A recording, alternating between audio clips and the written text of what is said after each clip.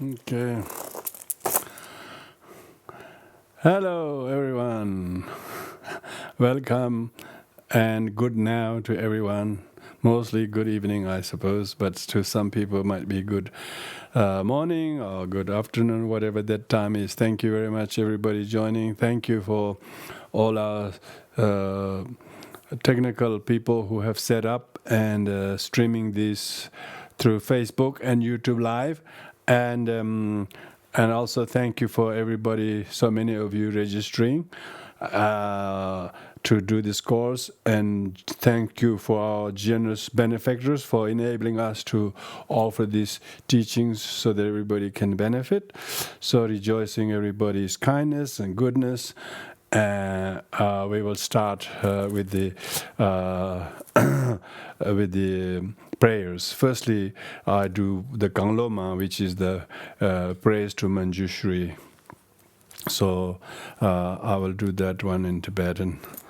Lama Choedak Rinpoche Yala Janza Lo Kange Lo Drenye Drenja Nida Nanda Razave Jinye Dunga Jijin Zij Nije Doga Lebranzen Kanda Zibe Zara Mare Munda Dunga Jezebe Dozo Gun La Buje Daze Yang La Joje Yang Dezo Dodra Jedo Nyumo Leje Jado Donze Mare Muza Donga Nyugo Jinye Junze Raden Dene Dajen Zajun Darza Yanden Lozo Jeze Dogo Jira Judan Junyen Yen Dale Muzen Jambe Yang La Endo Zenden Jeje Jenra Wazreje Dale Dimo Mamba Ravzane Gadan Denjo Junglo Dobai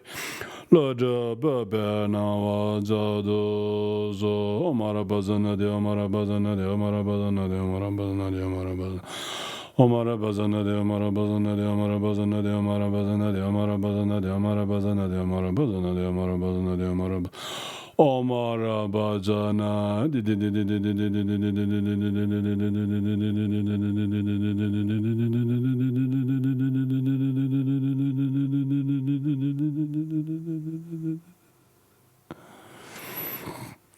So now we will do the refuge, which is renewing our refuge.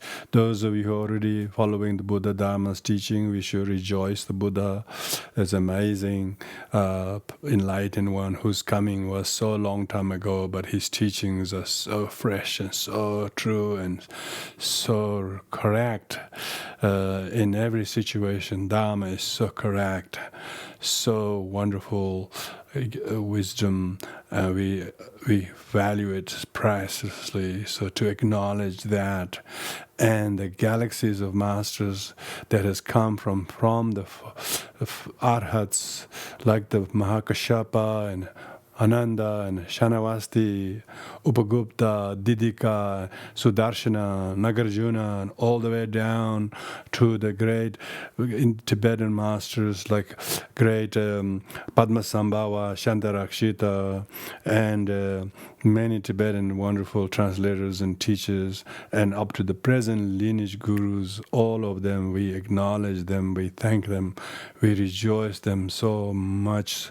So with this, we recollect the qualities of Triple Gem as I do the refuge prayer. And the Buddha Dhamma Sangha Aitere Fyete Laiteme by virtue of Yevendala Aichare Buddha Hotruebis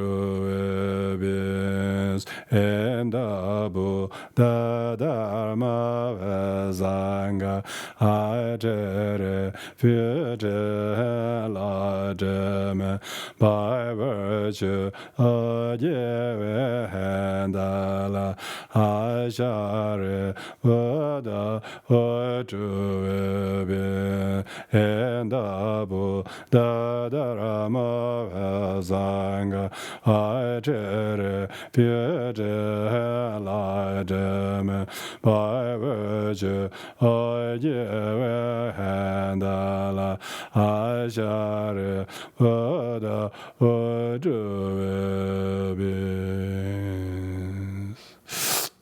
Now we reflect briefly on the importance of practicing loving kindness. As a Buddha's disciple, we should always resort, whatever difficult situations, however difficult sentient beings are, however wrong they seem to appear, we should practice loving kindness as the first and foremost practice. We should practice how can we make them a little bit happy, which they don't seem to be.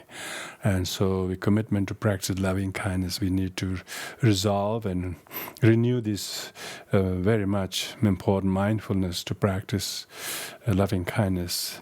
And then when we see the sufferings of sentient beings, which are so difficult, that's why they are so unsettled. So we develop even compassion. Compassion is how we can relieve their sufferings without rejecting them with their problems. That how can we help to relieve some of their suffering by helping them to cope with that thing.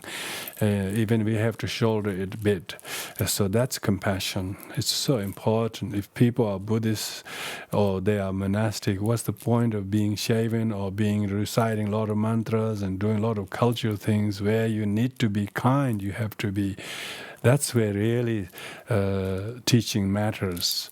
To be kind to very frail sentient beings. Yeah, so that's such important teachings. Even mantras, even prayers. Even you do lots of hours of sadhana, but that's just a formal practice. But it's important to do real practice. That is being compassionate to people when they need to help.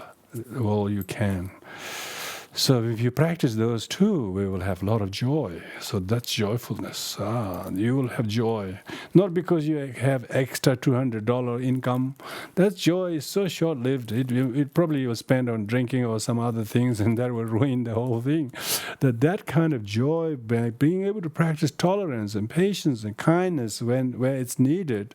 And even if somebody's really barking at you or saying bad things, just don't react to it. Just see them as what a pity poor thing, and don't just calm down and rejoice that you can think like that and not have to retaliate or react. That's joyfulness. It is very difficult to find real joy from any mundane victories, even if you even you won the World Cup or whatever. Those victories are very, very short-lived and very hollow. Whereas you are able to destroy your own arrogance and anger, that's the real victory. That's joy is priceless. It's just incredible. That's a victory. We call in Buddhism victorious one. The one who's victorious is one who can defeat his own enemies. Then you will be able to practice equanimity with those that you can't handle. You practice non-attachment to even near and dear if you can't help them. Even those who are very difficult, you just treat them also with a little bit of equanimity. So these four are so important. So with this, we will reflect on these four immeasurables.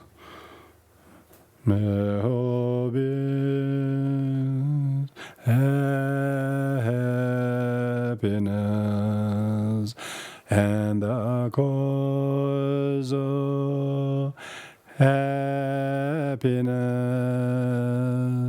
may they be free from suffering, and the cause of suffering, may they never part from the happiness that knows no suffering,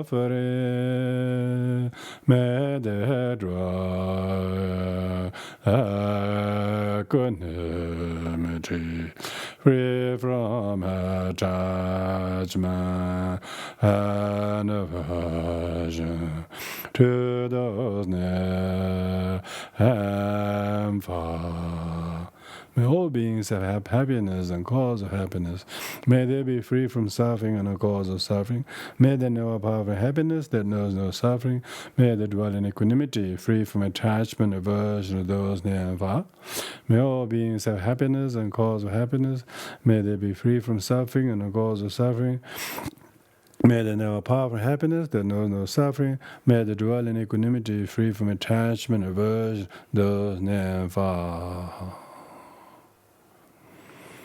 Now meditate briefly on the Heart Sutra mantra. We won't read the whole Heart Sutra, but I'll recite one verse in Tibetan, and then we recite the Heart Sutra mantra for a little while. Heart Sutra is very important because in the end we need to see all that which we can do or we can't do, or which is a big problem or whatever. You should see in the end, even you did so very well in some things, you shouldn't get attached to them. So you should see the emptiness. You should see the lightness of everything. Be light-hearted to the good, be light-hearted to the bad, because good and bad are not really real. They're just relative to some situation. But in the end, it's really doesn't mean much. So you have to have that kind of profound illumination. Denbodezo,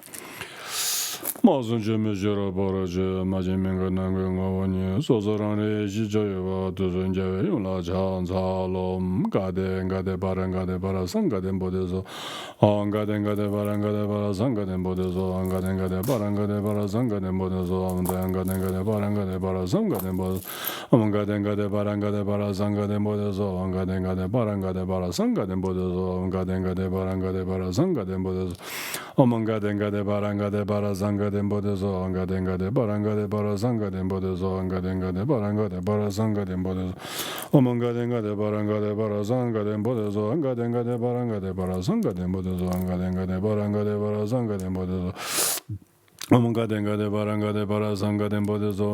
de baranga de barazanga de bodezo. Omga denga de baranga de barazanga de bodezo. Oenga de baranga de barazanga de bodezo. Oenga de baranga de barazanga de bodezo. Omanga denga de baranga de barazanga de bodezo, anga denga de barang barazanga de bodezo, anga denga de baranga de barazanga de bodezo, anga denga de baranga de barazanga de bodezo, anga denga de baranga barazanga de bodezo, anga denga de baranga de barazanga de bodezo, anga denga de baranga de barazanga de bodezo. Gawandi enjodo da janyo command yin roji yamal. There zalango way zobe janju de bala jeda nange zo ba de joba damje.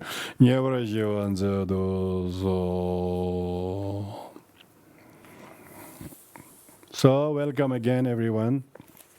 As we have promoted, during this term we are going to study through the 6th chapter of Bodhisattva's Way of Life.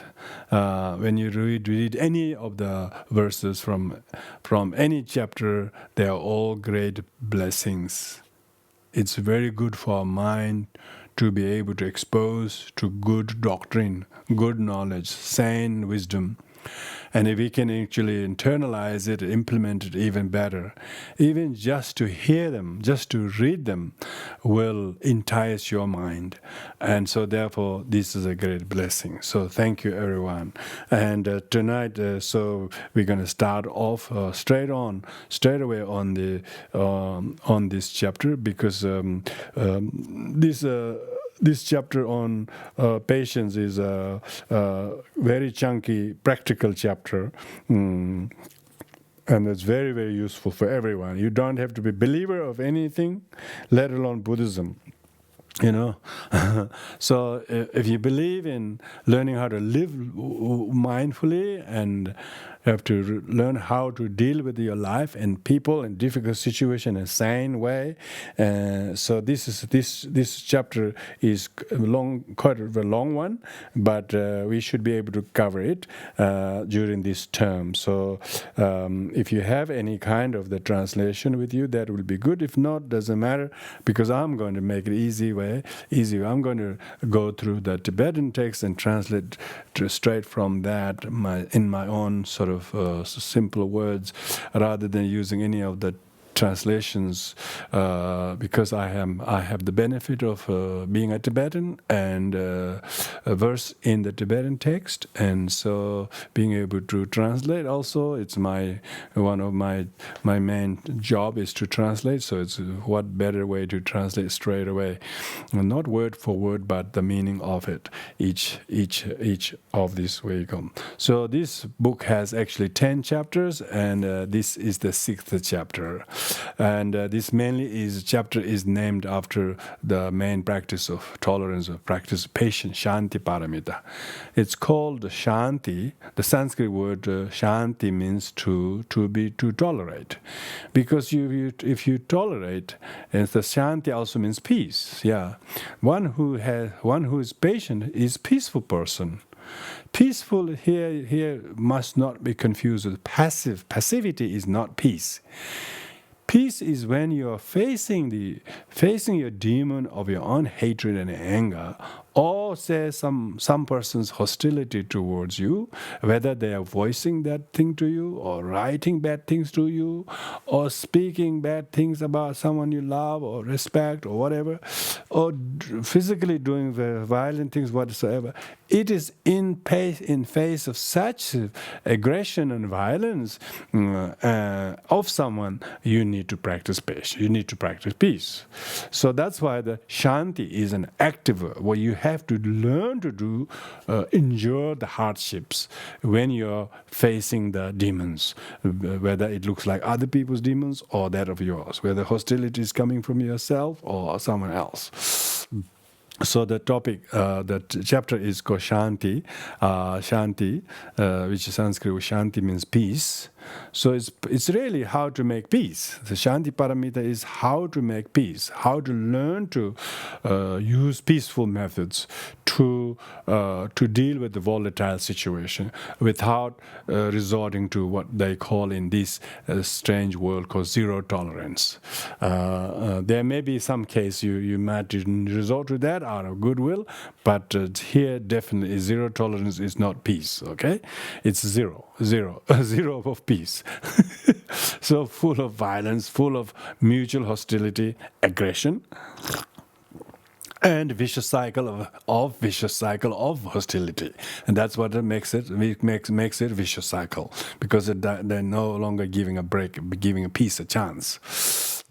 So here, Shantideva starts off with firstly talking about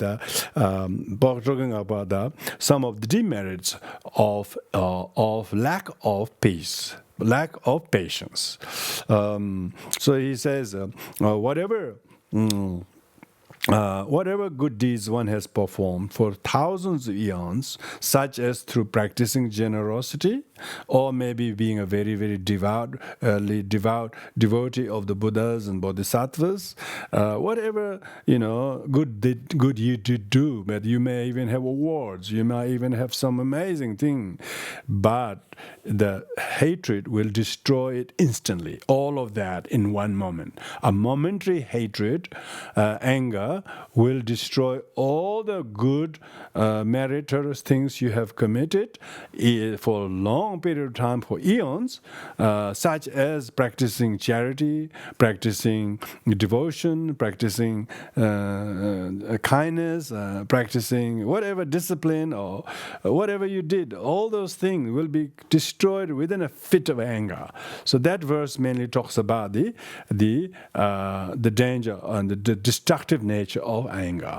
That's why the modern psychology calls it destructive emotion. Yeah, how destructive? Because it will destroy. Say if you have someone who loves you, someone who is generous to you, someone who cared for you and did a lot of things, but the moment they remember you show your fit of anger, they will probably have nothing to do with it. Some people have estranged from each other because years of their fatherly love they gave to the children or whatever it is, but he's on verbal abuse or physical aggression, whatever the fit of anger was shown, it destroyed all the respect they thought you thought you had earned from them. Well, no wonder why they have estranged, why they don't want to talk to you. No wonder why you're alienated, because it was all destroyed by a fit of anger. What does the fit of anger do? Then they criticize, they react, they do things that are violent, aggressive, hostile, harmful, and very, very harmful and very, very destructive to others. And what does it do? It destroys themselves. Yeah, meaning one fit of anger will destroy all the above. So here, of course, we shouldn't say, oh, that's not what Shantideva says, but maybe reflect some cases and spaces in your life where you really lost your plot and you react with some aggression, and what did it achieve, Where how much of the sorrow and grief that your life has is all because you lost your temper, voice your bad mouth, and tighten your fist and, and close your eyes and then rage to somebody. It totally blackens your mind. You forget who you are doing it to, why you're doing it to, what purpose you're doing it to. It is so destructive. It's so poisonous. Hatred is so poisonous. You react. So that's why the first verse is talking about the demerit of a momentary fit of anger. It's so destructive. It will destroy all the good you created for eons. So it's very destructive. So therefore, it moves on, and there was the second verse talking about that there is no great sin, there's no heavier sin than that of hatred. Likewise, there's no greater virtue than that of tolerance. So this is talking about the demerit of hatred and merit of tolerance. So there's no great asceticism, there's no great charity, there's no great discipline than practice tolerance. So even you sit up there and do lots of formal practices and so on, like the tiger in the nest is harmless to anybody, but once it comes out, it's dangerous to anyone. What's the good of you doing a lot of practices, or mantras or whatever, when where you need to practice tolerance, all the practice is just superficial. It's a lip service. So you need to be, if you don't have any tolerance, your practice is nil. Is a nil practice. So therefore, even all the discipline, all the mantras, all the sadhanas, all the readings, all the discipline you took is mainly to practice tolerance with people. You may be tolerant with your job, you may be tolerant with your exercise or sporting activities or all those things, but you need to be tolerant with your own anger. That's the most important one, because otherwise you are not earning any merit. So therefore, there is no great peace or practice than that of tolerance. There's no great sin. Even the hell, you don't have to go there. You become it when you have hatred. So that's why Shedangta Udikpame means there's no great sin than that of hatred. Why you want to talk about hell? Because hell is a result of having hatred. People with hate don't have to be reborn in hell. Maybe that will be when they die, but they're already in it when they are alive. So that's that bad. Therefore, because of these two reasons, one is talking about demerit of hatred, another is talking about benefit of tolerance. That's usually the choice. So when you are mindful in everyday life, you begin to see, oh, am I resorting to hatred? This is hell. If however hard it is to try to resort to tolerance, that is the greatest practice. That's what practice really happens there. So with that in mind, you regain your consciousness and not lose the fit of anger, but practice tolerance. What does the tolerance means is you have to, in Tibetan, katup means, ka means hardships, tup means able to forbear hardships when it is happening. Because hardships are momentary, those that you forbear it when it meant to be accepted.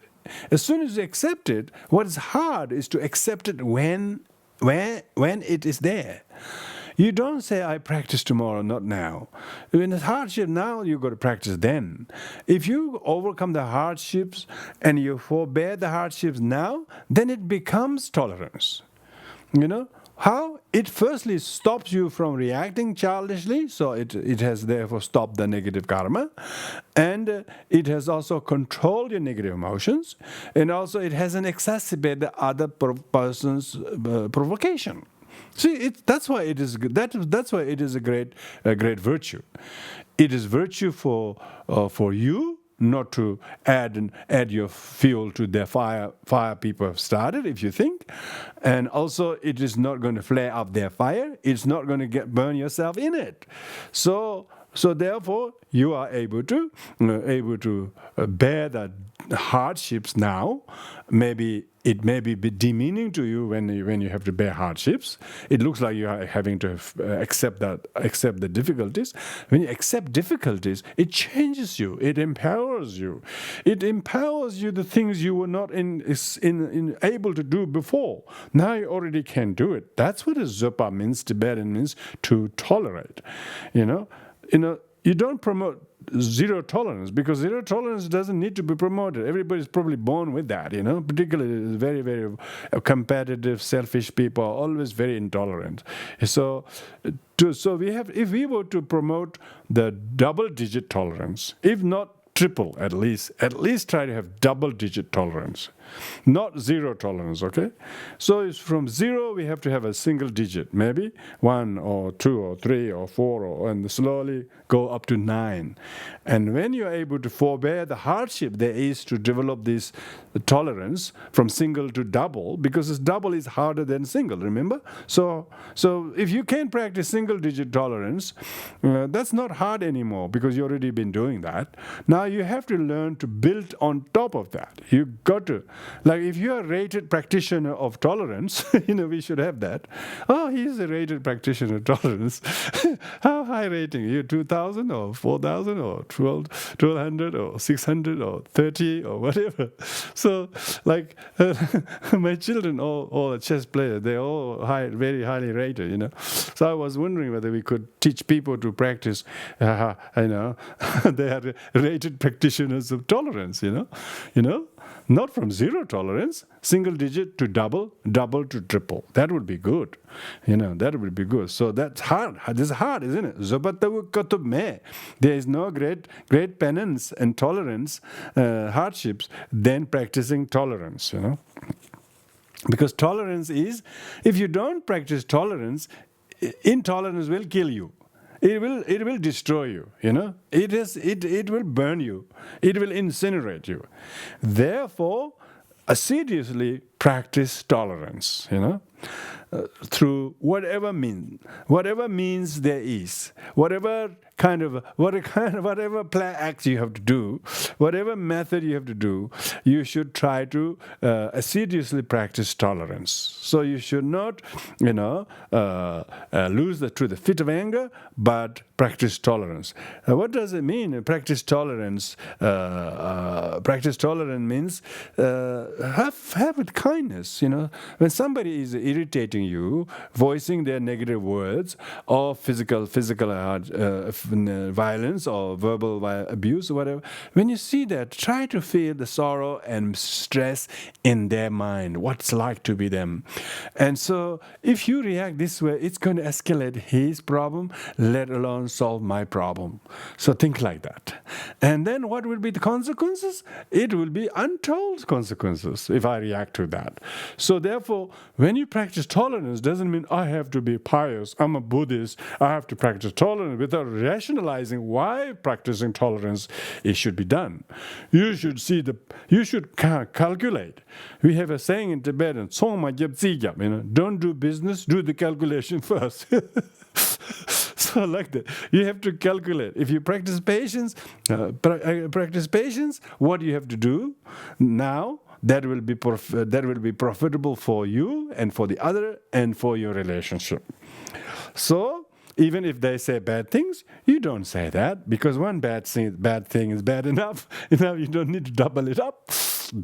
So if you just tolerate that, if you say, look, I will not retaliate him, even he says that, he may have lost his mind, or he may have fit in anger or whatever. Look, I will be like that. If I'm not going to tolerate, I'm going to sound like that. So what's the point of me being this end when I'm about to be just as aggressive like him? So double trouble, really. So therefore, I'm not going to take that role. This is going to make my misery double, make his misery double, and then the misery after misery. So the suffering will come. Because of that, I won't do that. So you have to calculate the merit of practicing tolerance to yourself, and also practice kindness. When you practice kindness to them, you can see they're already burning in the fire. They're already in the inferno. Try to prevent them. Take them out of the inferno fire. Think of their benefit by your hardships. So make your hardship meaningful for them, for you to practice tolerance. Don't get into who's right and who's wrong, Who has to be kind? Who can be kind to make a difference? That's what His Holiness Dalai Lama says. Kindness is my religion.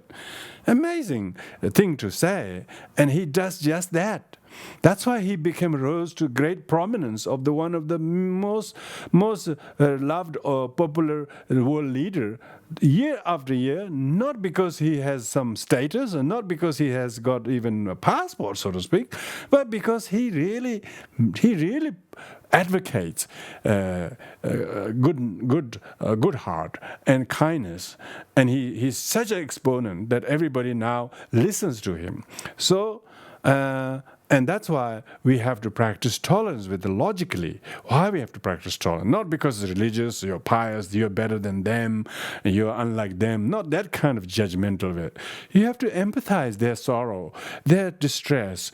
And when you think of yourself in their shoes, then you are able to tolerate. See, therefore, and then it's not a grievances, not a sort of you will not resent having to be tolerant.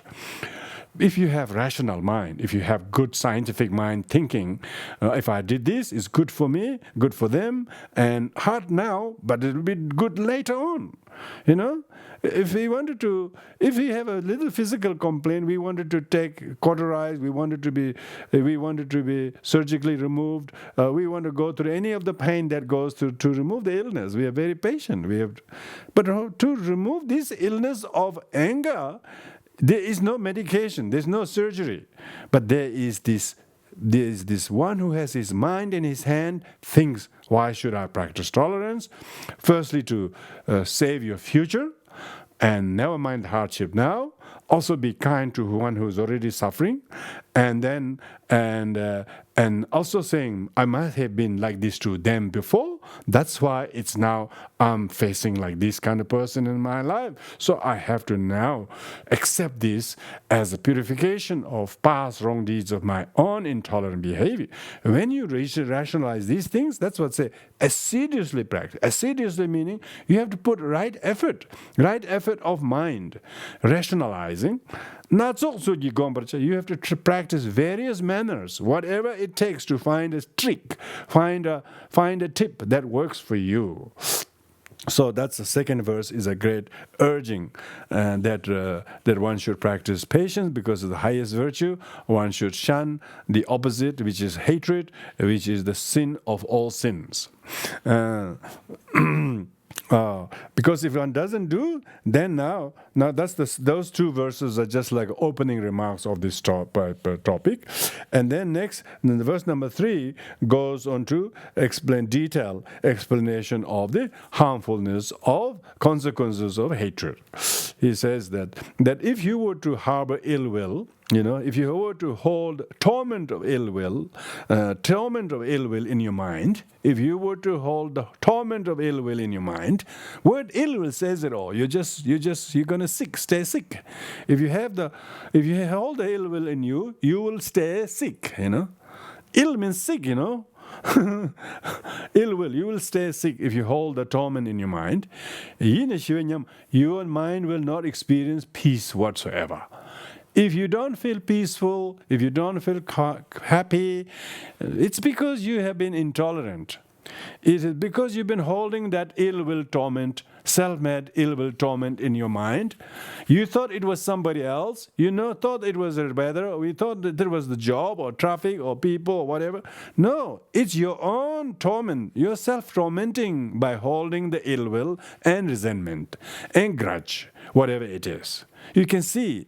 So now when you practice tolerance, if somebody is really angry at you, saying bad things to you or about you or someone you love or someone you respect, you don't become angry at them. You feel, poor thing.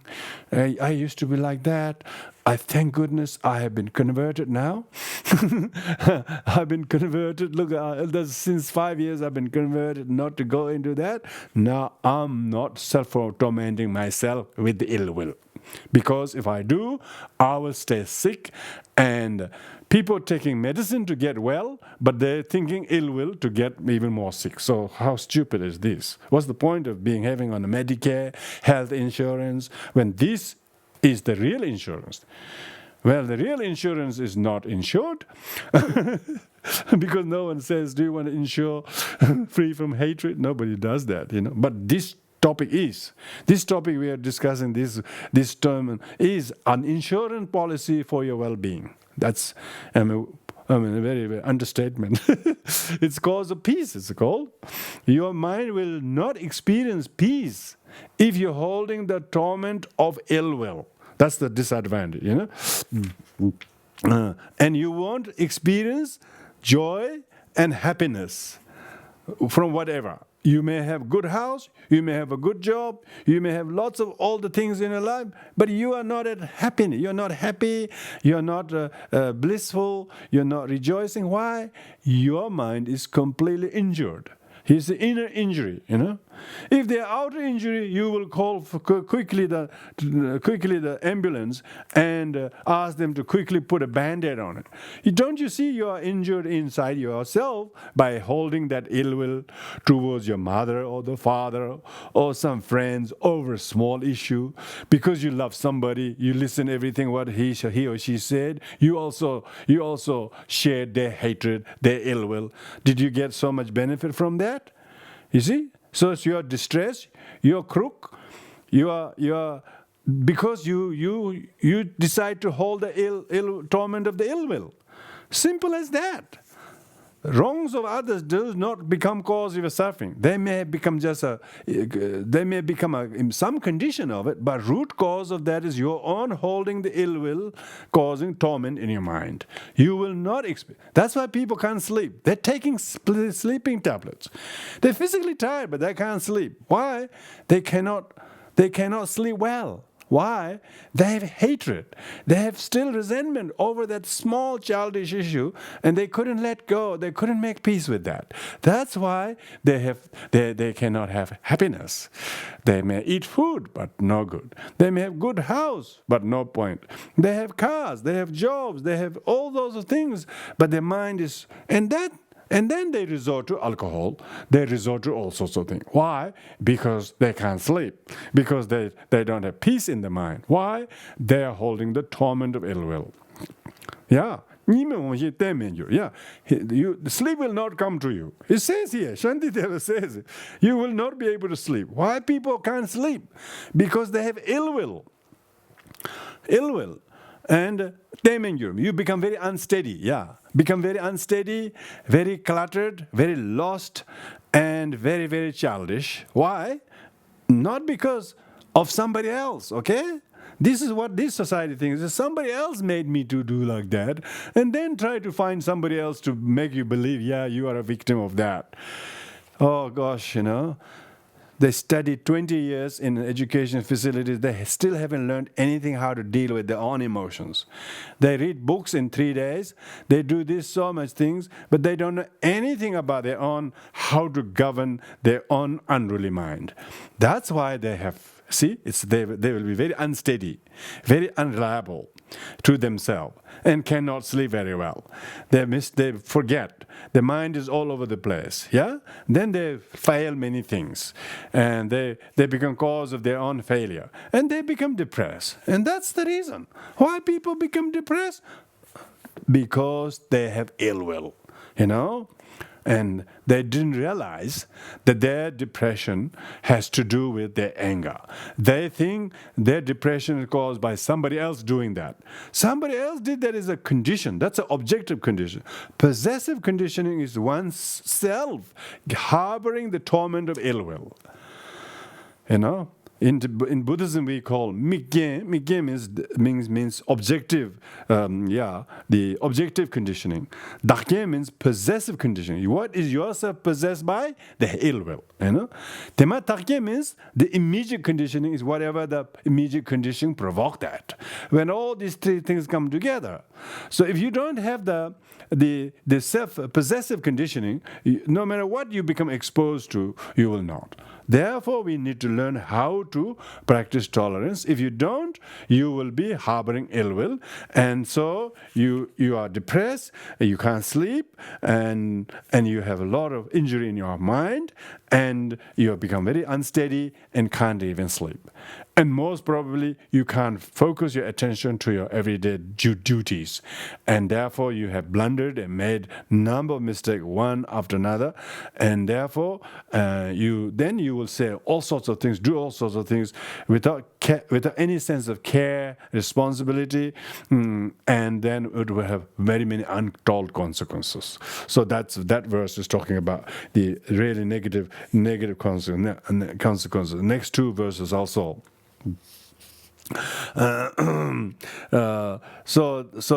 It says that even though we try to rely on receiving, say, gifts and respect and people repaying the kindness and so on, but even if somebody does all that, the one who has ill will, the person who has ill will go and scheme and plan to rebel against the parent or the Lord or leader to whom they have fed, taught, brought them up, groomed them up. There are people who kill their parents. Can you believe it? A 26-year-old man goes and kills both parents and their sister. What did he do? They fed him. They loved him. They brought him up, and they gave everything. They gave him education, but he go and with a strong ill will, he doesn't know what he's doing. Those royal massacre in Nepal happened some 20 over years ago. Just imagine, he killed his father, he killed his mother, he killed his brother. Like so many family members were killed. Why? He lost his temper.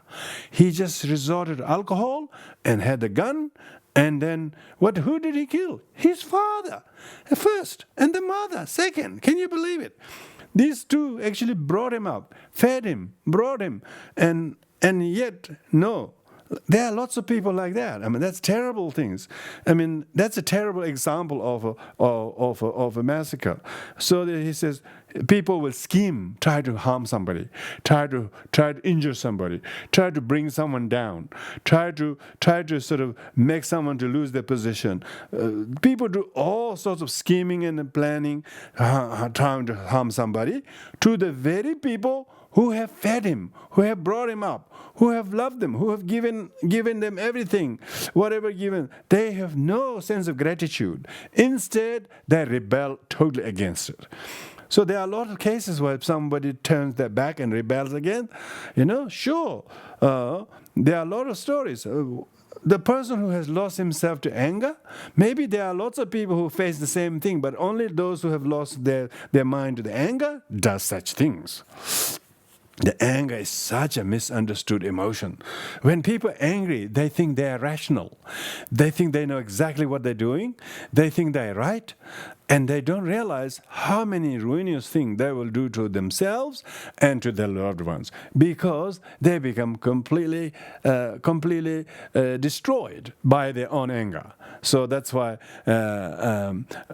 it's very harmful consequences. And next verse number 5. It says, because of that, this person will depress the loved ones. The loved ones are so depressed because you're so angry, so resentful, always so negative and critical of things. So that's why they will be so depressed just to come near you. No wonder some people don't come to somebody, because they just can't stand you because of your anger or your hostility, your violence, your carelessness of other people. And they say he cannot attract them even with his money. He says even his money, he cannot attract people to love him or respect him or honor him. Why? Because they know he's just like an irritable snake. Who? It's like a venomous snake. I mean, who want to go? Oh, this is a beautiful snake. They're all dangerous. So you can't attract people that's why your daughter wouldn't talk to you. That's why such and such wouldn't do this. That's why your friend is not talking to you. Why? Because you have shown such a fit of anger whenever it was. All your loved ones are just turning their back. Your fit of anger will depress all your loved ones. And because of the depressed, they don't want to come near you, even you give them money. They will not rely on you, even if you want to shower them with gifts. Who wants your dirty money? They call it. Why is dirty money? Because they know your anger is so harmful. In short, he says, person who is not in peace means usually he's at hate. He's hateful. He's a hater. The one who has no peace is because he's a hater. He's a hater. He's doing hating. He's actively doing hating, He may be not doing a lot of job, but he's doing actively hating. He's hating. He's very busy being hating. Busy hating. Lots of people are busy hating them, hating. And so that's why they will not stay in peace. They will not find peace. Why? Because they're hating something. And no matter what he does, it will not bring peace. It will not bring peace, because the hate is just like a cancer. Even the cancer, some of the terrible diseases, I'm not specifically do not know much to talk like that, but a lot of the prolonged ill will actually breaks your immune system. That's what they say, that your high blood pressure goes up because of your hatred. And there are a lot of people who have heart attacks because of hatred. It has clotted their blood. It has completely destroyed the fiber of physical well-being. It says here, there's no way that you can enjoy peace and wellness, because when the hatred, torment of ill will is harbored in one's mind, it will depress everybody around you. You can attract people by generosity. You won't have any peace and happiness in yourself, and you will you will find yourself a lacking of peace. You find a total lack of peace. So therefore, in your unhappy mind is not because someone didn't do this to you, you're angry, you're unhappy. It's not because they didn't do that, because you desire what you want them to do and you didn't get what you want, therefore you're angry. Your anger comes from desire. You remember that? And desire comes from ignorance. These three afflictions work around very well together. So therefore, do not think that your unhappiness and anger is to do with other people. It's your harboring that ill will, your resentment, that is the cause of your unhappiness. Happiness. So therefore, the enemy of hatred, enemy of hating, will work around the clock. Will effortlessly make you miserable, he says. So if you are miserable, it's because you're angry at something. And it is such a hard worker around the clock. It is so focused in anger. It is successfully making a lot of misery after misery. He says, however, those who are able to conquer their hatred, so this is talking about benefit, those who can conquer the hatred, that's why this practice patience is all about. Those who can conquer the patience with the diligence, that person will be happy here as well as later. Why? He conquered his anger. And it's called great achievement. So next time you should say, oh, I'm so happy today. Why? I got rid of the anger about that issue. Then you can toast a tea for yourself. Then you can really be happy with yourself. And not only that, tomorrow you'll be happy. Oh, you're so happy. Why? You got rid of the ill will. You're not angry at your mother or the father or the thing or whatever it is about. Why? You're not attached to it, your wrong opinions. Because anger is a bad opinion. When you know it's a bad opinion, you drop it, You check your opinion. When you know it's not a good one, you drop it. Anger is just a poisonous opinion. And when he who can put a lot of effort into destroy the anger, he is happy. He will sleep well, and he will be pleasing. Everything in their life, it's good now. Why? He hasn't got this inner enemy that is sabotaging him from within. So, because he hasn't got this inner enemy that is sabotaging him, he is free of that. So now, let's look at the actual cause of anger. So, because it's good to know that this chapter is so rich, because you have to analyze why people have anger when they know its cause of suffering. So, how can they can then piece together what are the causes of anger? So, verse number 7 goes. So he says, therefore, this enemy of anger, I must learn to recognize his fuel, the fuel of anger. What is the fuel of anger? I must get rid of the fuel of anger. Because if I keep the fuel of anger intact, then it will harm me. If I can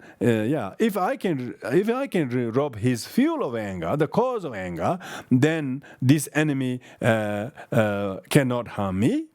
Otherwise, this enemy will continue to remain. Means I will always remain miserable.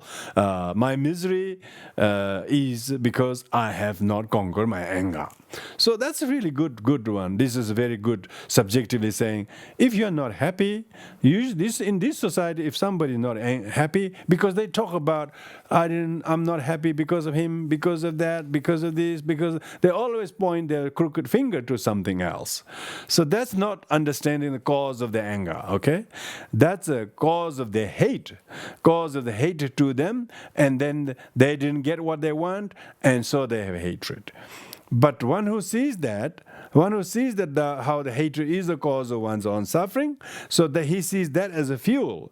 That is what fuels one's anger. So I must destroy the fuel that makes anger alive.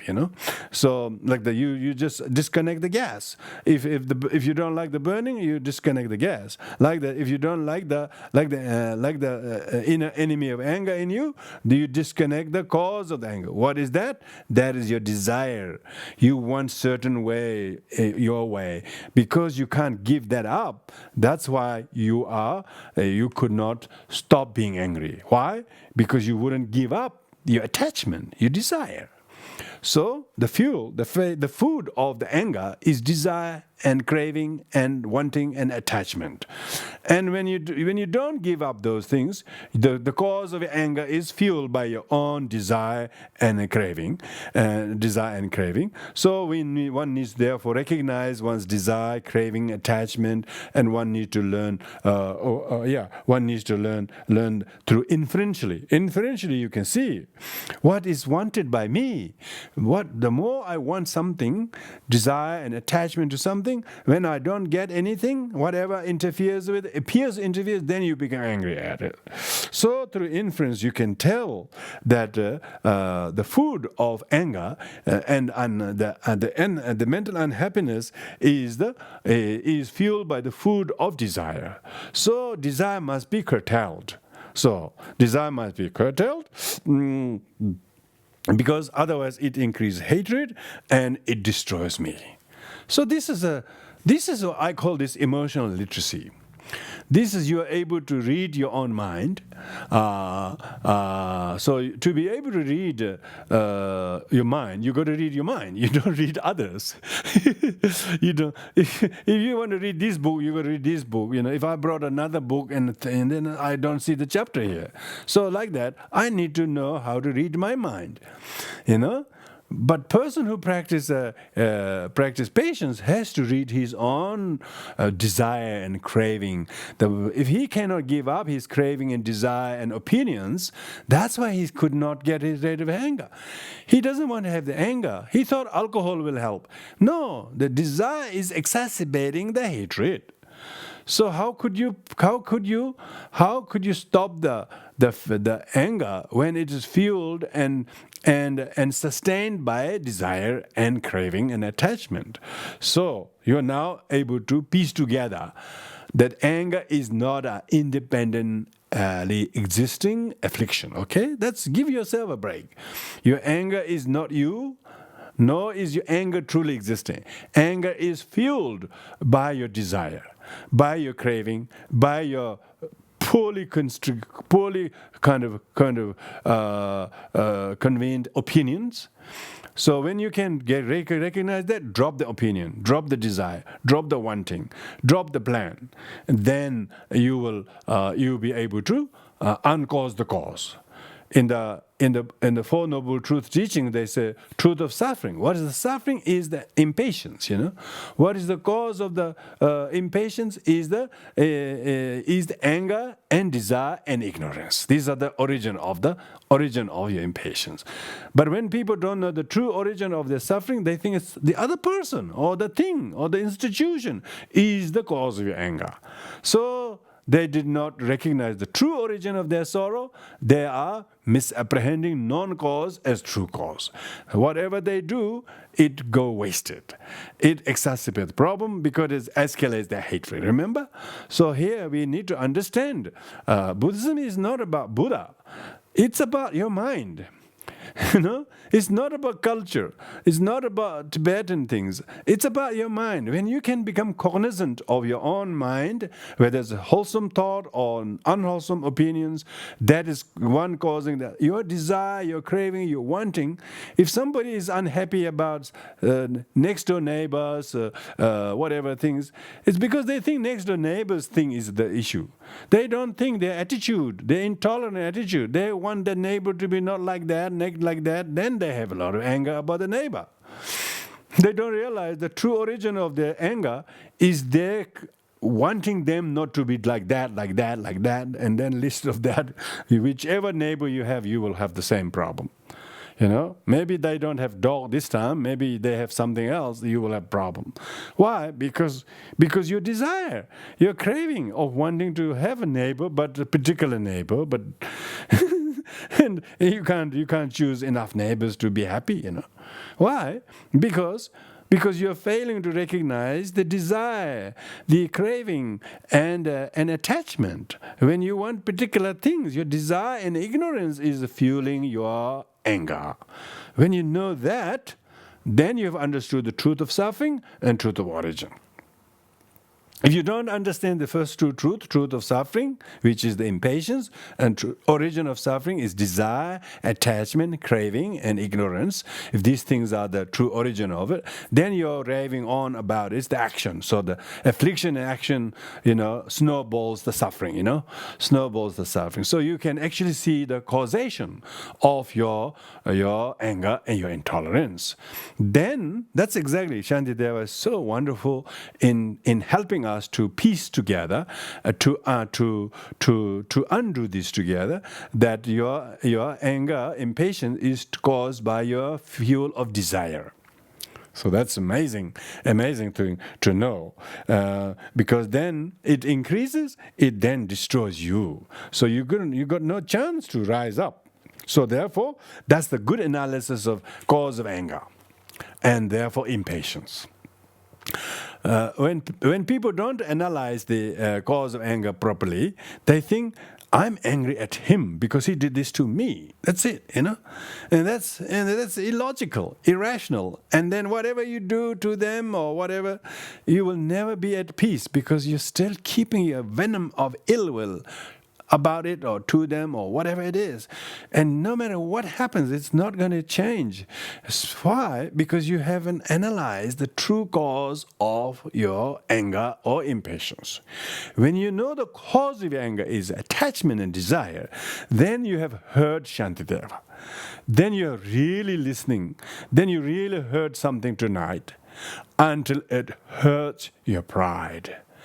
You have to really, Dharma is, as they say, when the Dharma is true, it hurts your nest of problems. It's a direct hit, The teaching goes directly hit on the weakest link of our mind. It's my own desire and opinions, attachment. This is the cause of my anger or impatience.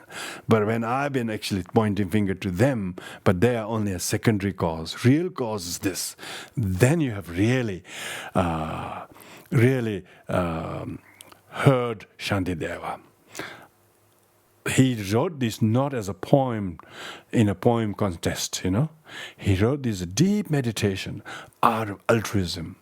So much sorrow and pain in the world which nobody wants. So little happiness and peace when everybody wants. What is the matter? He was so disturbed. He was very disturbed and depressed by this plight of samsara. And he meditated. And then he wrote this. So we must pay heed to these verses and try to get something that is so powerfully useful. And so read the Bodhisattva's way of life as not, if you can't read the whole thing, just read a chapter every day. Just read a chapter from, some chapters very long, you may not finish like this one. Maybe read 40 verses. And just read them out loud. Just read them out. Not just read quickly as you know the meaning. Just read out loud. It's very, very beneficial. Lots of monks. I remember when I was a novice, I used to memorize these texts verse by verse. And it's just such a blessing, just being able to remember these words, because they have so much truth in them. It makes us to be cognizant, to be able to read our own mind and what damage it can do, what healing it can also do. When you can do the latter, then that's called study. That's a real learning, We are not doing some kind of course, here. This is not a course. This is a really, really cause of your well-being. This is not so that you can do this or that. No, this is how to live, how to mind your mind. Most people don't know how to mind their mind. They lose the mind to the anger, to the desire, to their attachment, to their distraction, and they don't know how to mind it. So even your anger, even your hatred do not truly exist. It is made up of many other things such as the fuel of desire, craving, attachment, selfishness, and the rest.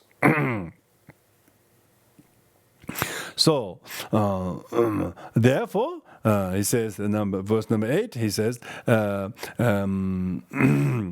whatever were to happen, I should not disturb my mind, my mental peace.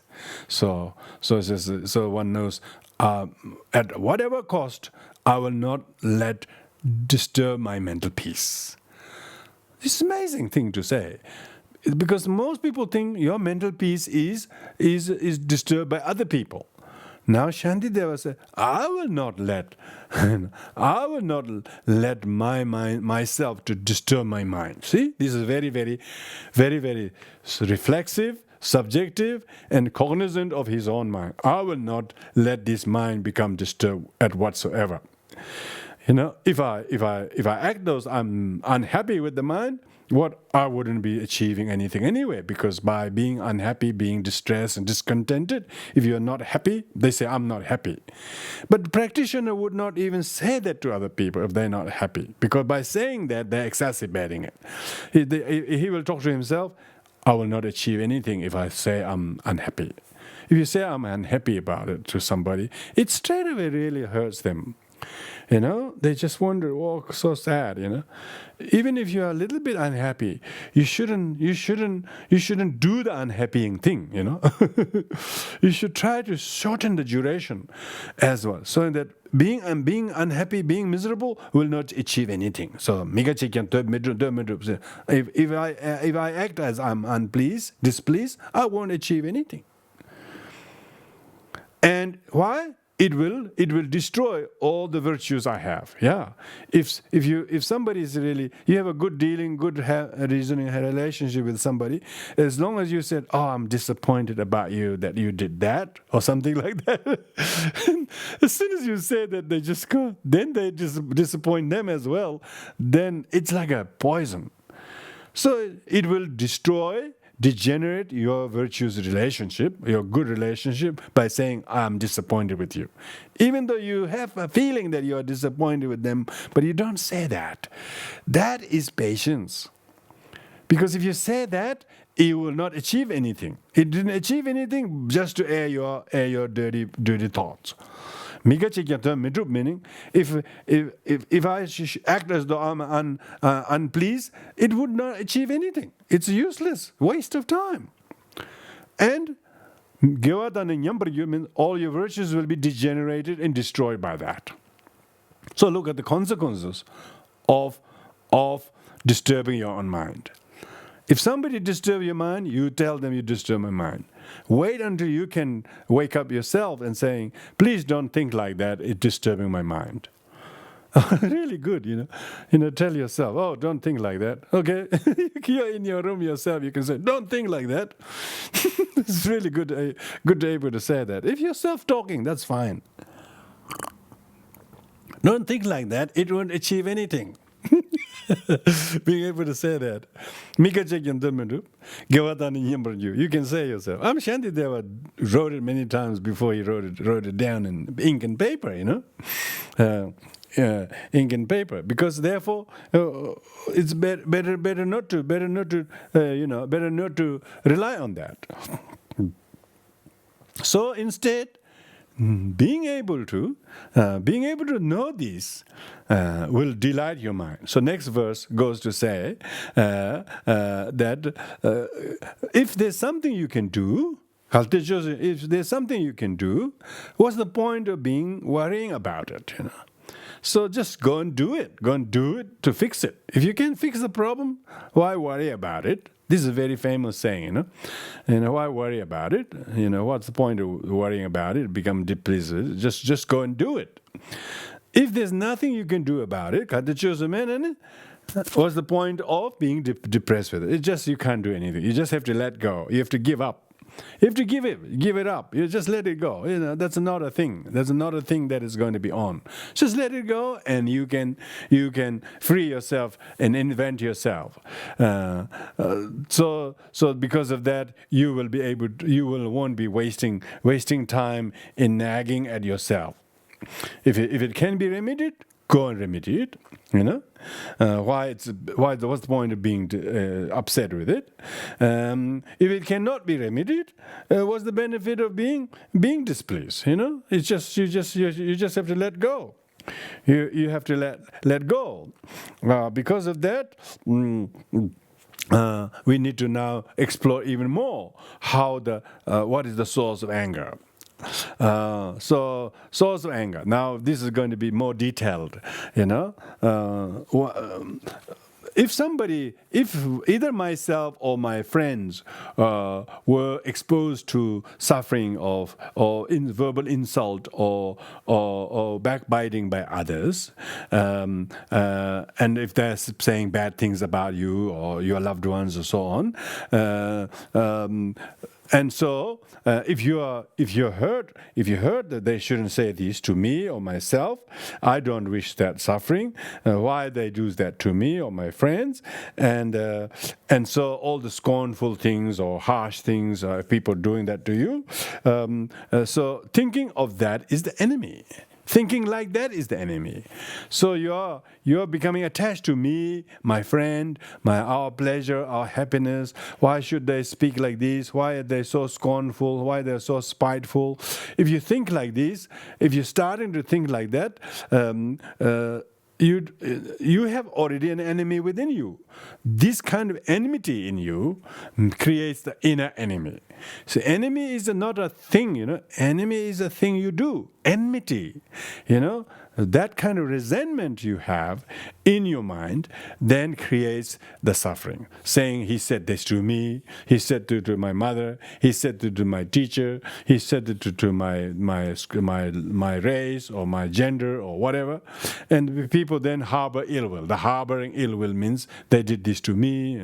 Why should I be happy with you when you said that to me or my mother or my loved one? When you do that, then all you succeed is that's how you resent. That's how you develop resentment. So resentment comes from thinking of me and mine and what others you think alleged did to you or to your friends or somebody else.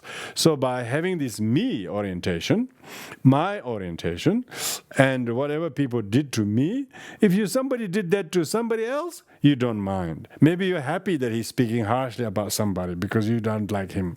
See? So that's why you have to see the cause your misery and your ill will comes from your attachment to some, aversion to another, and you're developing resentment because who they are to you and who they are against you, and because of this bias against some, attachment to some, and becoming possessive of some another, and then you can't tolerate anything what they say towards about him or her or them or you are this or that. You get so hurt. You took hurt so easily.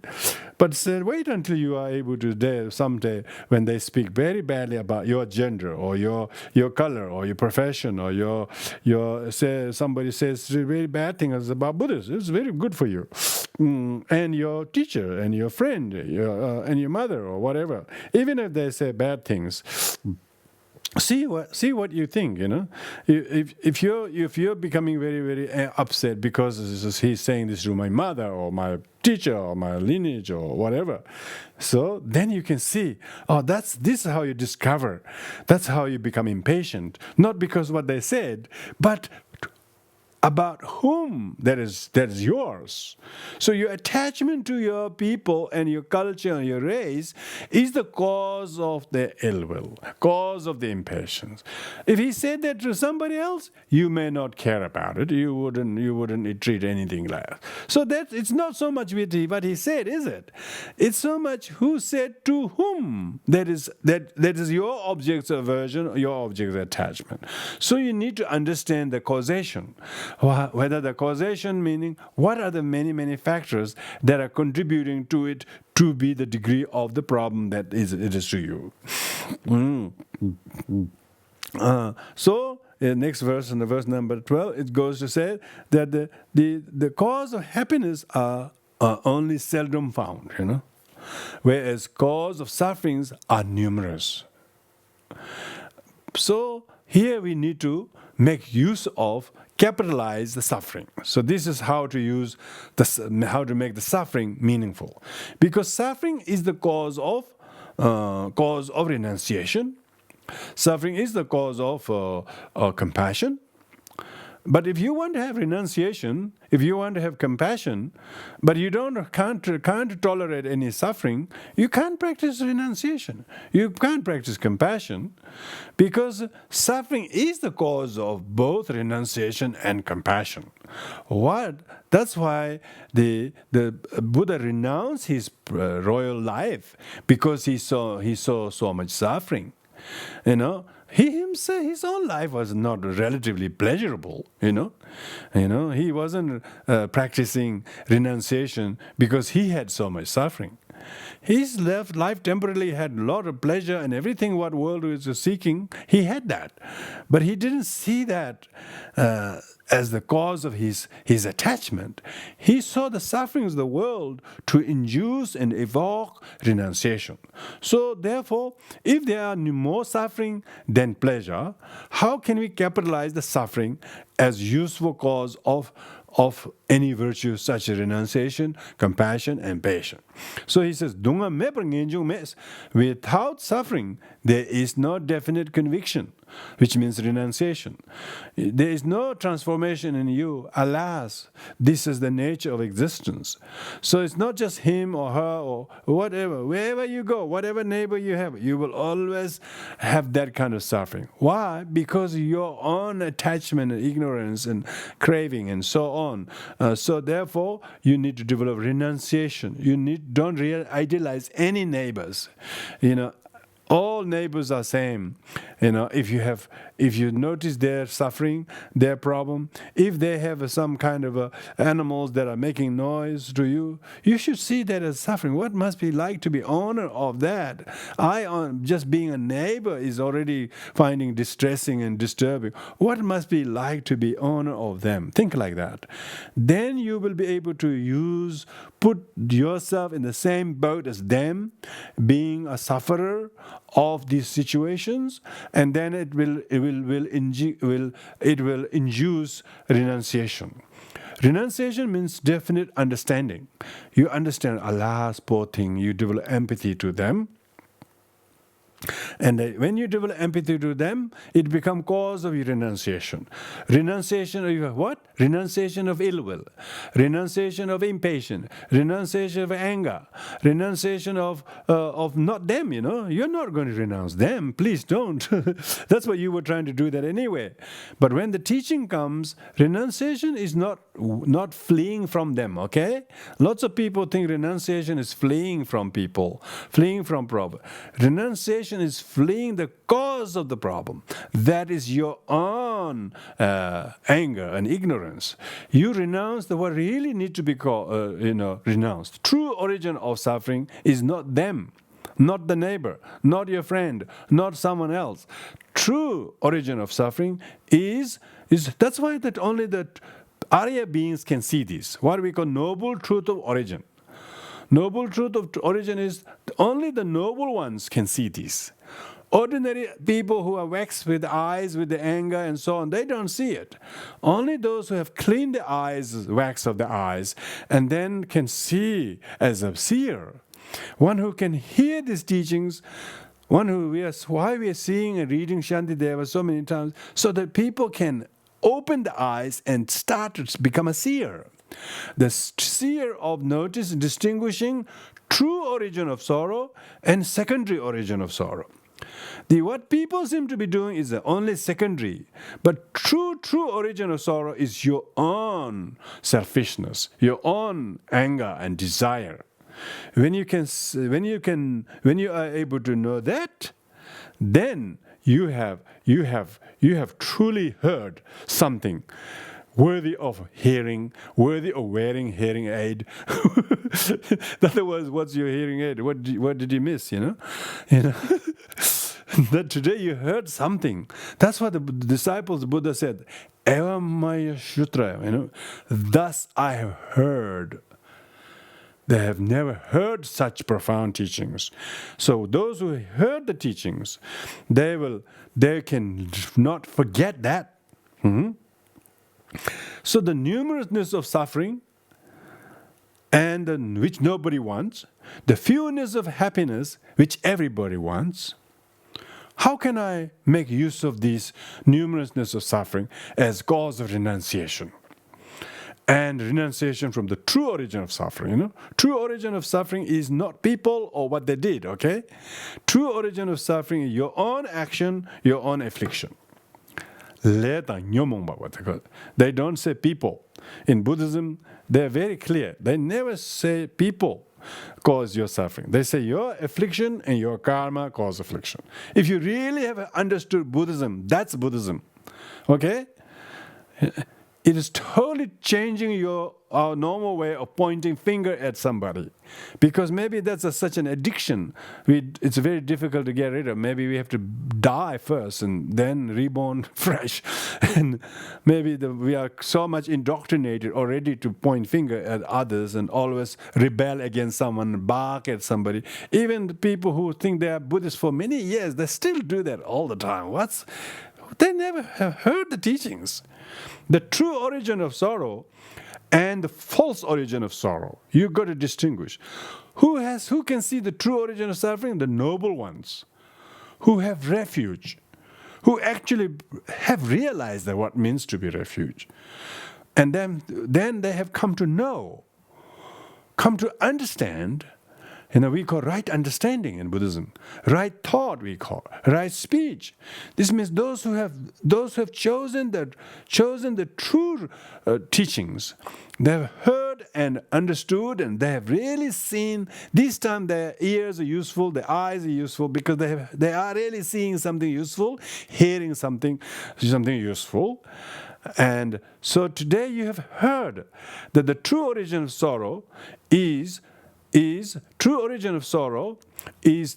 not suffering, being able to embrace the sorrow, and try to practice renunciation from the cause of the sorrows. Cause of the sorrow is affliction, is ignorance, is self-grasping, and all the karma that is consummated under their sway, unfortunately. So renunciation, highly encouraged, is cultivated in the face of suffering. Therefore, O mind, you should practice steadiness. That's what Shantideva says. Practice steadiness to capitalize the suffering, which are numerous, as a causation of your renunciation. Not disheartened with sentient beings, okay? Renunciation is not disheartened and displeased and angry at sentient beings. That's not renunciation, that's depression. Lots of people are depressed. Renunciation, people who practice renunciation are not depressed. They're delighted that they have arrested that ringleader, they call it. They have arrested the ringleader, which is the true origin of their own sorrow. Therefore, oh mind, you should remain steady, Shantideva says. You have a very good reason to remain steady, because this time you have truly arrested. You have truly arrested the sorrow, the true cause of sorrow. Because the suffering is the cause of your renunciation. Oh mind, you should remain really steady. And now, if you're steady, then you will be able to practice patience, because steady people are only very patient. And not only you are steady with renunciation, your renunciation will become patient for the purpose of liberation. Now, you might even have chance to gain liberation, which means freedom from the sorrow and the cause of sorrow. Freedom from the sorrow and cause of sorrow. Yeah.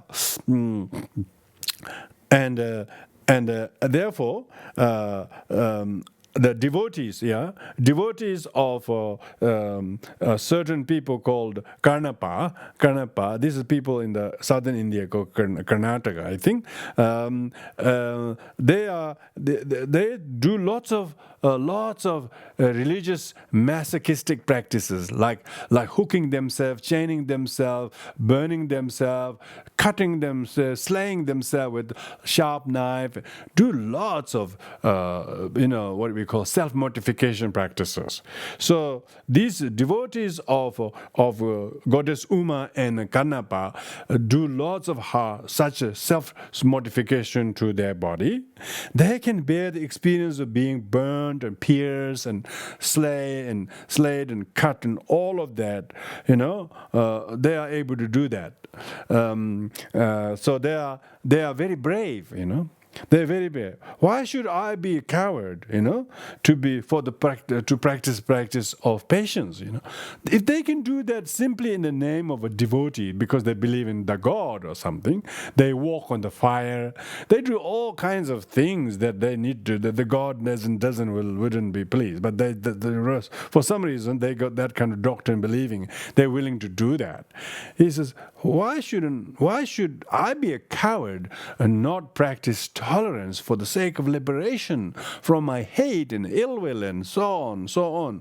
When people can do such small purposes just to say they're devotee of a goddess or something, if they can do many torturous, very excruciatingly painful difficulty for the body, just for the sake of religious zeal, why can't I practice patience for the sake of complete liberation from sorrow and the true cause of sorrow? So this is Shantideva, as we ourselves also. You also see so many people are so tolerant, so patient. So those patients are patient for themselves. It's a patience, but it's such a waste of effort to do that. Like people will be playing soccer or some sports or something like that early in the morning, but when they come to want to do meditation, they barely want to get up. But when it comes to doing all of those competitive sport, which is very demanding, they're willing to walk or get up early morning, go many hours of training and so on. Sometimes they will never get to even play the game. They're always sitting on the bench. They're so willing to tolerate hardships just for the sake of wearing a uniform or being able to run in a SGO or something in the Sydney cricket ground or something, because you can play for the club or something. People have tolerance. So don't tell yourself you have no tolerance. People have tolerance when there is a willingness. So therefore, Shantideva says, if people like those can bear such hardships just for such lowly purposes, such mundane purposes, am I not coward, not trying to do this practice of patience for the sake of liberation? So therefore, he's encouraging himself. Now, the next point is he's therefore, in order to not intimidate people who have used to practice patience, he says there is nothing that will not get easier once you become accustomed to. So you have to learn to practice patience slowly and getting used to it. You practice tolerance today and you practice tolerance about that tomorrow and so on, and you do it regularly. You don't think about having to practice all the time. You never do. So therefore, you say, I just need to do today, and I need to, or just this occasion. You just think of only short term. I'm going to do this now. It will slowly teach me. I'll get used to it. And there isn't anything that will not prove to be getting easier once you get used to it.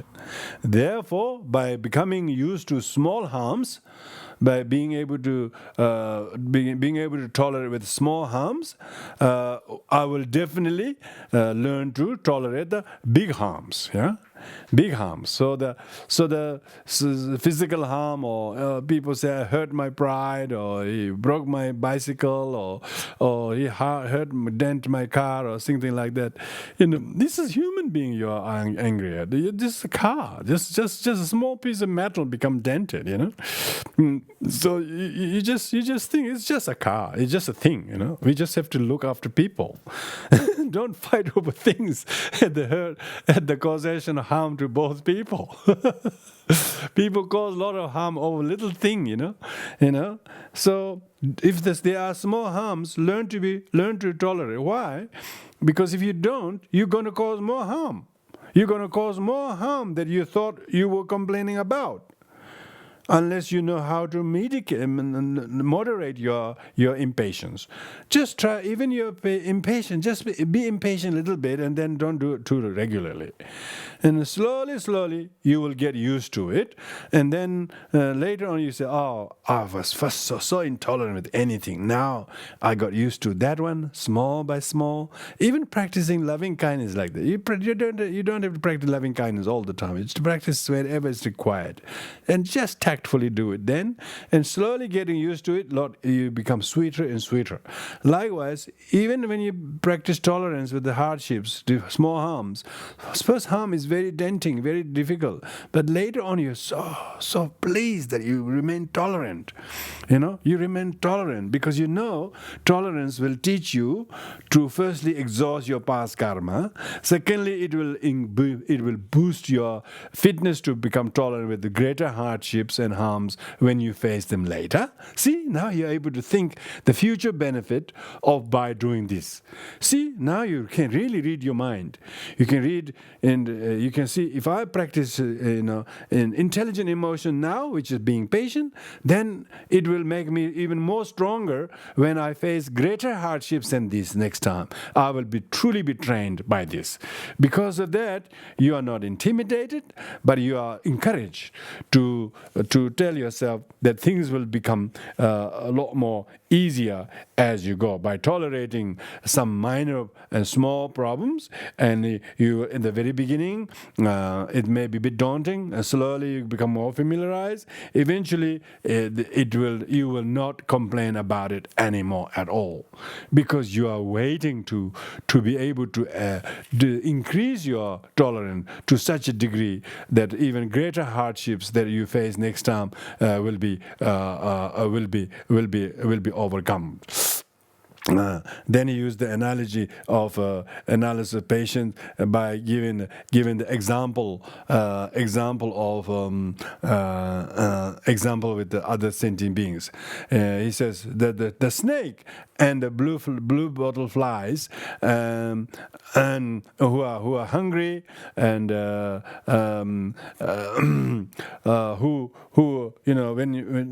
don't we experience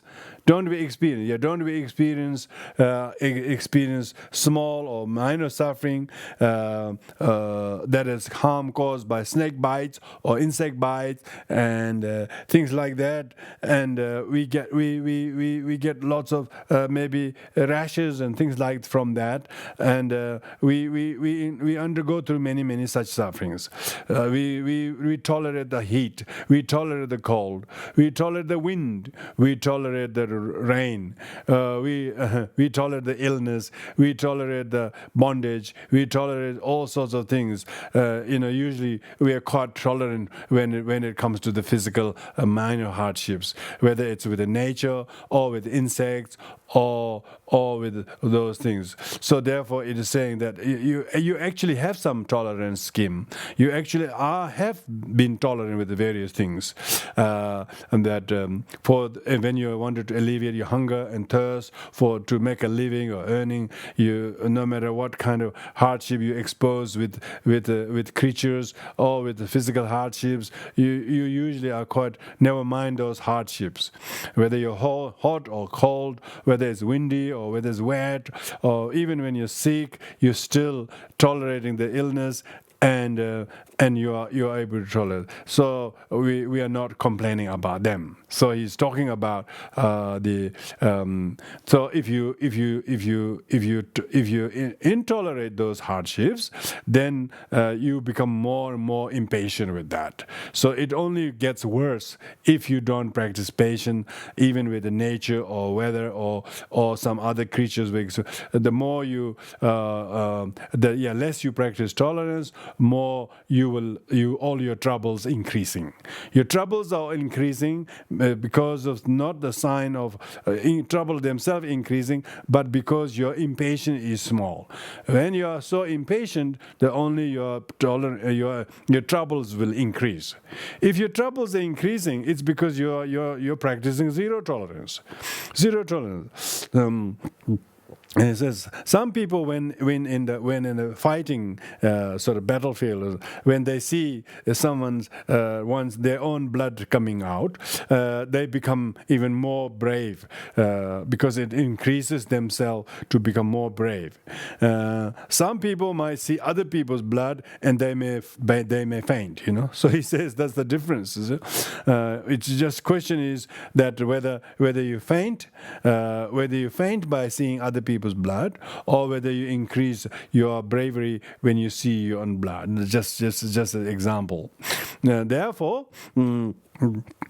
you should learn how to develop a bravery in your mind, and by overlooking the suffering, that temporary suffering you're going through, you should act as though you could not be faltered by the sufferings. So do not let the suffering overtake you, but let the hardships that you are going through with the suffering increase your bravery. Yeah. So bravery, because you should be tenacious and very, very resilient when the hardships comes. The hardships should be faced. When you avoid and run and you flee from that, you avoid it, you deny it, you will never be able to overcome it next time, let alone now. But if you should therefore stay brave and not intimidated by hardships just now there, and by never minding the suffering that you go through right now. So one of the patience is that you don't mind the suffering.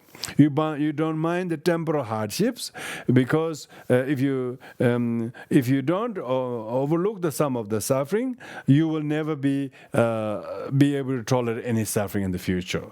So you should train yourself to be someone who can overlook and overcome the suffering instead of being intimidated by them.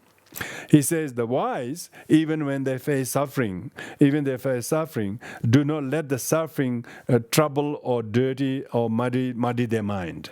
So if the two people are there, one is wise and one is foolish, both face the same tragedy. But the wise he's wise because he does not talk about how to disturb his mind. He doesn't talk about, that was terrible, it was such a devastating blow, I'm so disappointed. He doesn't go like that. Because if he did that, he's only muddying his mind more on top of what the situation already had. Because he's stirring up his own mind. He's dirtying his own mind. Whereas the deluded one on next to the wise, he is actually dirtying his mind. He's complaining. He's never stopping complaining. Wherever he goes, he's complaining about others. He always complains about things because he doesn't have any wisdom to not disturb his mind. He's now about to disturb other people's mind. And when he disturbs other people's mind, he thinks, yes, this is the reason why I'm so angry, because look at other people, they are also very upset. And then they think they got a big team of, make each other very angry, and then they become very much a coalition of all angry people. So they become very, very harmonious. Then all of a sudden they work hard together. So that's why how deluded people, all of a sudden they become they have a coalition, they have a group. What is the succeeding? They're only succeeding to make each other miserable and angry, and then disturb each other's mind, and spread the misery to more than themselves to everyone else. Whereas the wise one makes sure that his own mind is not disturbed. He will not talk about whatever he thinks other people do. Why?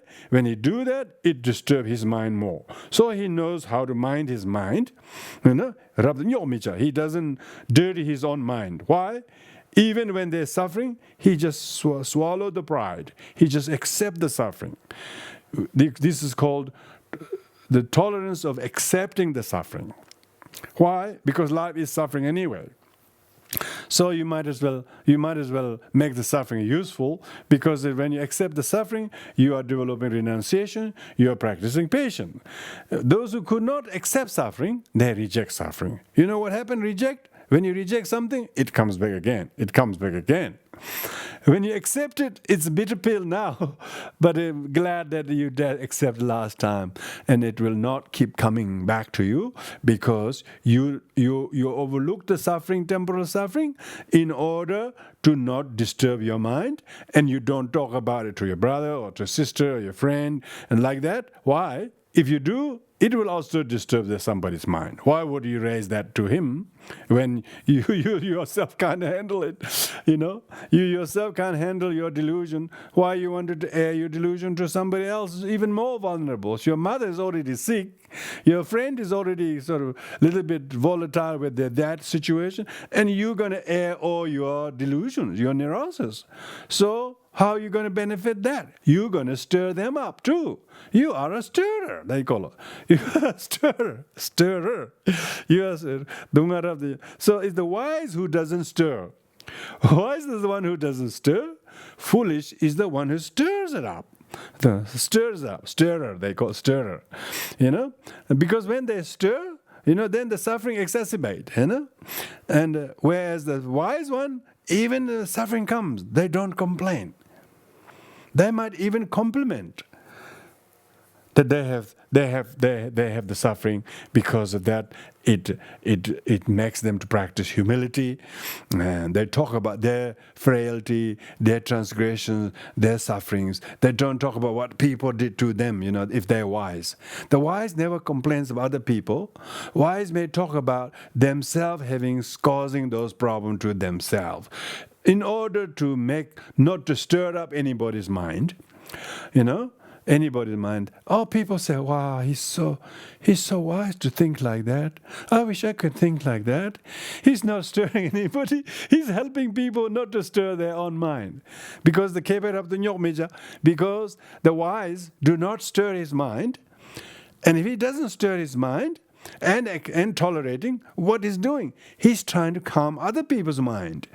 Because of that, the ripple effect of a tolerant person, a wise person, is that even they talk terrible things about you, but you don't do anything about it.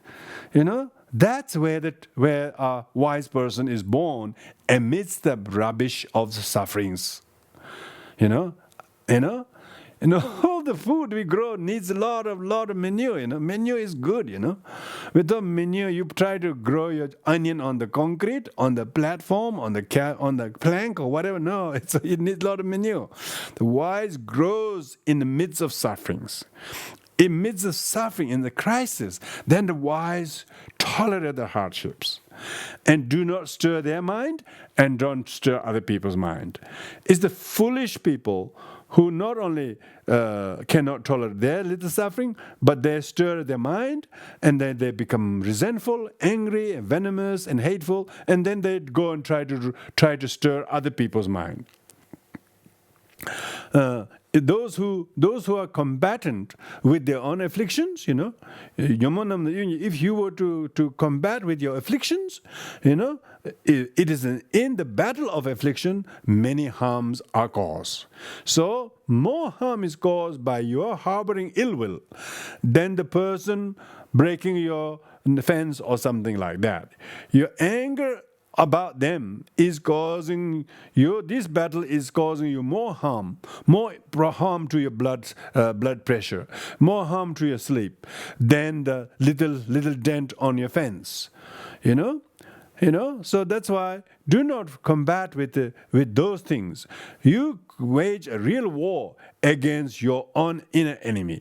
If you don't win the victory, win your enemy, you win over your enemy, inner enemies, then you are fighting with it. When you're fighting with it, saying I'm not the one who's angry, he's angry, and when you're doing that, then that will harm you more.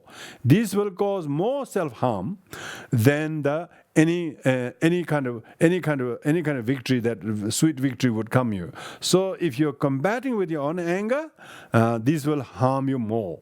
You should instead give up your anger and do not engage in the war with your own emotion. Don't engage in destructive emotion with destructive emotion. If you engage destructive emotion with destructive emotion, then that is called the war of the destructive emotions. When there's many destructive emotions all dangled up in the web of confusion, then that will bring a lot of sadness. This is why many people resort to drug and alcohol and can't sleep, because they are so unable to manage their own angry mind, and they're losing it to them. So therefore, I will stop with the next verse. By overlooking the sufferings, one who never mind the temporal suffering, in order to overcome the enemy of hate, he is indeed a victorious, brave. He's truly a brave. He's truly a victorious one. That's why we call the Buddhas jinas. Jina is a Sanskrit word. You will see some Buddhist texts as victorious ones, victorious. Those victorious ones who has overcome his anger. And overcoming his anger has a lot of suffering, but he overcoming his anger is renouncing the suffering. Renouncing the cause of suffering. And those who do not overcome their anger and doing fighting with other people is just trying to kill a corpse. It's already a corpse. Why don't you don't need to kill it? You don't need to hit a corpse. So those are completely waste of time. So therefore, whoever is defeating his own anger is true hero. Otherwise, any fight is trying to stab already a dead body. So what's the point of it? There's no benefit of it. So therefore we will conclude here in verse number 20 tonight, talking about the virtues of tolerance and demerits of intolerance, and how one should gradually learn to see the cause of the intolerance, such as attachment and aversion and desire and craving and so on, and then learning to practice tolerance step by step, and then get used to it, and then truly become victorious over one's own hatred. Becoming victorious over one's hatred, the enemy within, is a true victor. So be a victor, at least a disciple of how to become victor. You should tell yourself, I'm a student of how to become victor, how to become a victor, a victor over the inner enemies. The Buddhas are the victorious ones. We call them awakened ones. We call them victorious ones. They became victorious because they defeat the inner enemies. We call in Theravada Buddhism and Mahayana Buddhism, we call them arhats. Arhats are those who have destroyed inner enemies. Those who have destroyed inner enemies, they do not see any external enemies, let alone needing to destroy them. So that is a good point to reflect on. Thank you for everybody's good attention and retention. So that I strongly recommend you acquire a copy of the Shantideva's verse. It's called Bodhisattva's Way of Life. If you do a search, research. There are many translations there. So whichever translation you can get hold of, they're all fine. I'm not there to judge who's best or that sort of thing. The English translation is still very baby. Translation from Buddhist language like Tibetan or Sanskrit into English is just very recent. Okay, so don't try to idealize anyone's translation is best, others are not good. Everybody's trying their best, and it will slowly get standardized as years to come. Like Buddhism in Tibet took 300 years before they fully standardized all the translations. It'll take at least good half of that, many years before everything is standardized. So respect those people who put their time to provide whatever translation, however much more improvement they need. So any translation will do, as long as you can find it. And the author is Shantideva, Shanti, Shanti, which is also means tolerance. Deva means Deva, Shantideva. If you search under these two, Bodhisattva's Way of Life and Shantideva, you'll find a translation. And a lot of them are downloadable these days. If you can get a book, of course, would be good. If not, just these days you can download those translations, which most good academics allow them after initial publication happen. So with this, I would like to thank you all, rejoice your great attendance and help of everyone, and be kind, practice peace at all costs, and the merit will be yours, and rejoiced by everyone, and ripple effect will be amazing. So with this in mind, we do the dedication of merits. By this merit may we overcome the defilements and gain omniscience. May I liberate all beings from the ocean of birth, old age, sickness, and death. Hearing the Mahayana teachings, whatever merit we have acquired, may all beings become stainless vessels to hold the Mahayana teachings. Courageous Manjushri knew all things, and Samandabhadra did likewise. Following all of the examples, I shall dedicate all these merits. May the excellent Bodhicitta take birth, we had not done so. Where it has been born, may it increase freely without degeneration. Thank you, everyone. See you next week. Take care.